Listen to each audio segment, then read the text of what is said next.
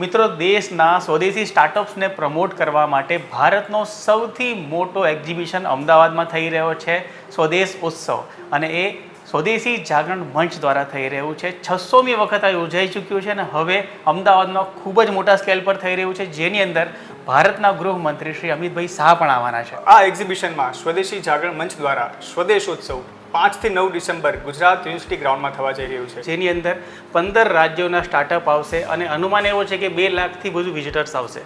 જો તમે કોઈ પણ ઉદ્યોગ સાથે જોડાયેલા છો અને ગુજરાતમાં કે ભારતમાં કોઈ પણ જગ્યાએ તમે પોતાની ફેક્ટરી ધરાવો છો કે પોતાનું સ્ટાર્ટઅપ ધરાવો છો, તો તમે આમાં ભાગ જરૂર લેજો. જે લોકો નાના પ્રોડક્ટના મેન્યુફેક્ચરર્સ છે એના માટે સૌથી વધારે લાભ મળી શકે છે. તમને જણાવી દઉં કે આની અંદર MSME જેટલા બી છે કે જે MSMEમાં આવતા હોય એમને સબસિડી મળવાની છે, તો 75% સબસિડી છે. મિત્રો, દેશના સૌથી મોટા એક્ઝિબિશન સ્વદેશ ઉત્સવની અંદર અલગ અલગ ઇન્ડસ્ટ્રીને લગતા 20 ડોમ હશે અને એક્ઝિબિશનની સાથે ઘણા બધા સેમિનાર હશે, જેમાં અલગ અલગ વિષયના વિદ્વાનો આવશે.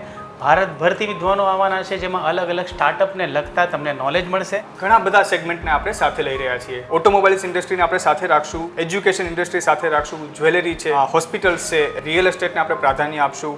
FMCGની ઘણી બધી પ્રોડક્ટ્સ છે જે ગુજરાતમાં બની રહી છે, સ્પેસિફિકલી સૌરાષ્ટ્રમાં બની રહી છે, અમદાવાદમાં બની રહી છે. બ્યુટી ઇન્ડસ્ટ્રીને આપણે સાથે રાખશું, રિટેલ એન્ડ ફેશન, આ બધી જ બ્રાન્ડ જે સ્વદેશી બ્રાન્ડ છે આપણી ગુજરાતમાં અને ભારતમાં બનેલી છે, એમને આપણે ગ્લોબલ લેવલે લઈ જશું.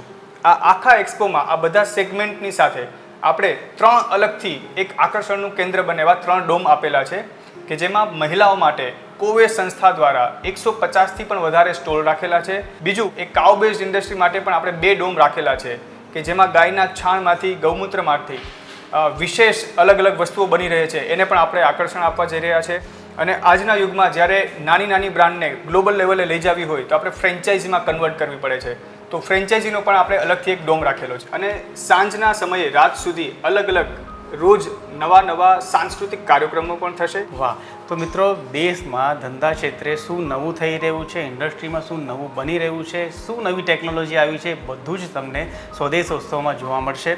તો આ જે અવસર છે ખૂબ જ ઉપયોગી છે. જો તમે ધંધો કરી રહ્યા છો અથવા તો ધંધાનું ભણી રહ્યા છો તો તમારે આ અવસર મિસ ના કરવું જોઈએ. આ એક્ઝિબિશનમાં પ્રવેશ મેળવવા માટે અથવા તો ભાગ લેવા માટે, સ્ટોલ બુકિંગ માટે swadesh-utsav.in પર લોગિન કરો અથવા તો સ્ક્રીન પર દેખાતા નંબર પર સંપર્ક કરો. તમને બધી જ માહિતી મળી જશે. Thank you.